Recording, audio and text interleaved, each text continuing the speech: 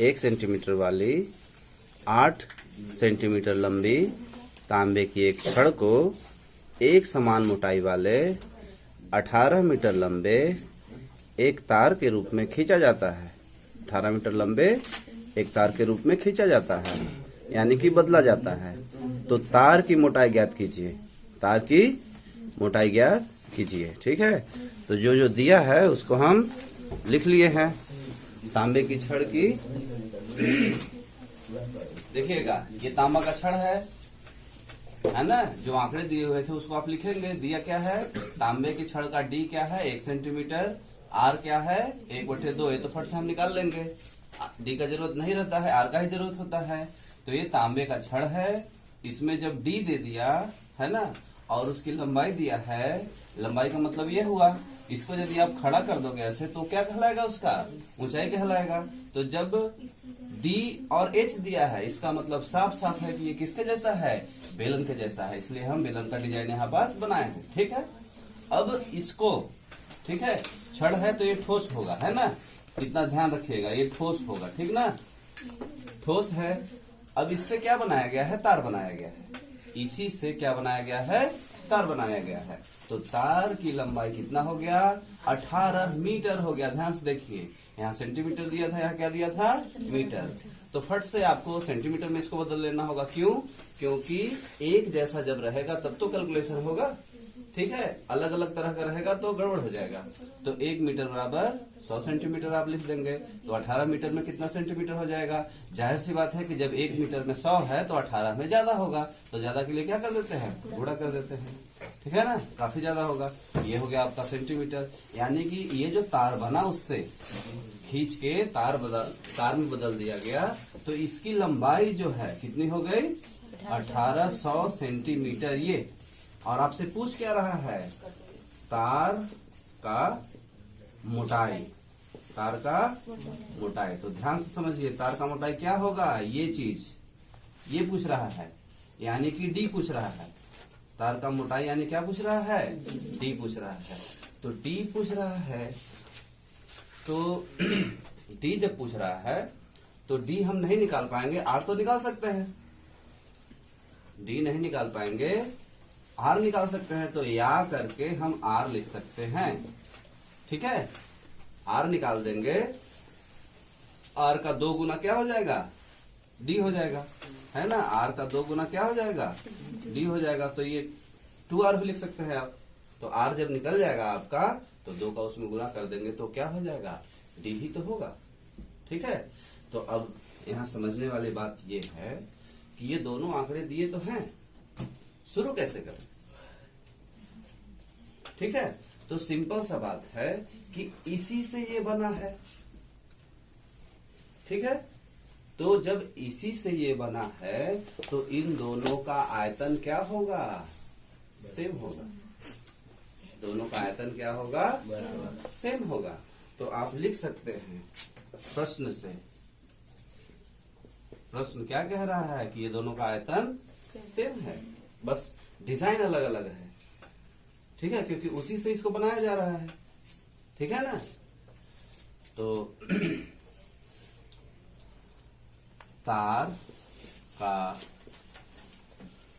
आयतन बराबर छड़ का आयतन। समझ गए, ये आपका एक समीकरण बनता है।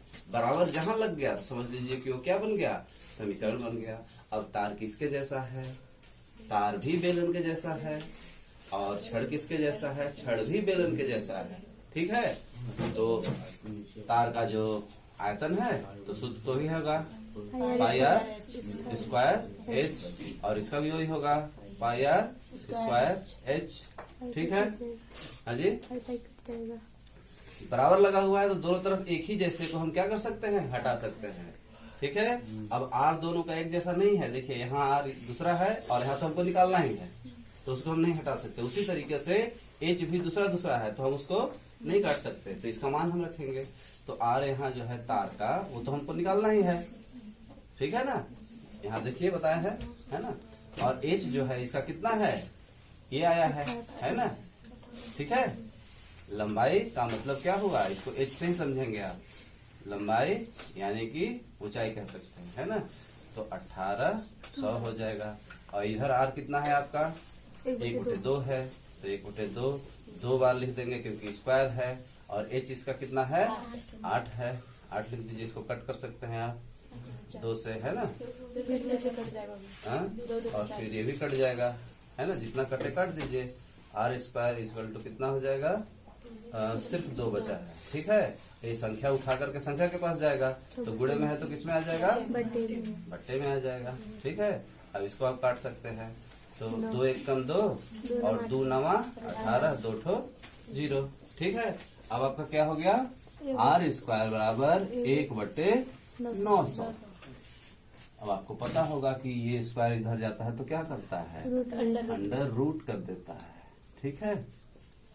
अब आर बराबर क्या लिख देंगे, अंडर रूट का मतलब अब क्या होता है, इसका मतलब होता है कि इसके अंदर से जब 2 जोड़ी बनेगा संख्या का तभी बाहर ही निकल सकता है।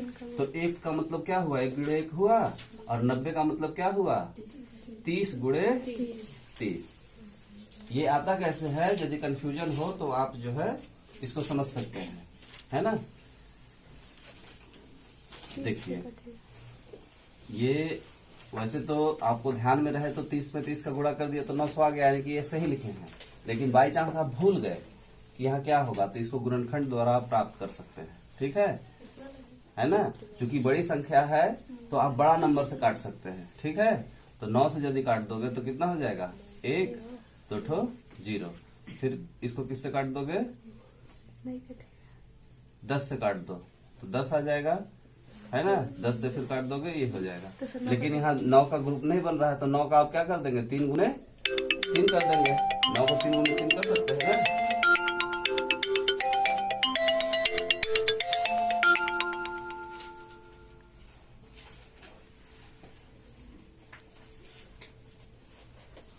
तो 3 गुणे 3 कर सकते हैं आप, ठीक है। तो आर बराबर क्या हो जाएगा आपका, मतलब कि 1 बाहर निकल जाएगा और 30 बाहर निकल जाएगा, ठीक है। तो ये किसमें है आपका, सेंटीमीटर में है। आंसर किसमें आया है ना।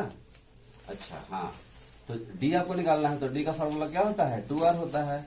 तो 2r का मान क्या रख देंगे, 1/30। तो ये 2 से कट जाएगा, ये भी 2 से कट, 2 1 कम 2, 2 से इसको काटेंगे तो 15 बार में कटेगा, ठीक है। तो कितना आ जाएगा, डी बराबर 1/15 सेंटीमीटर, ठीक है।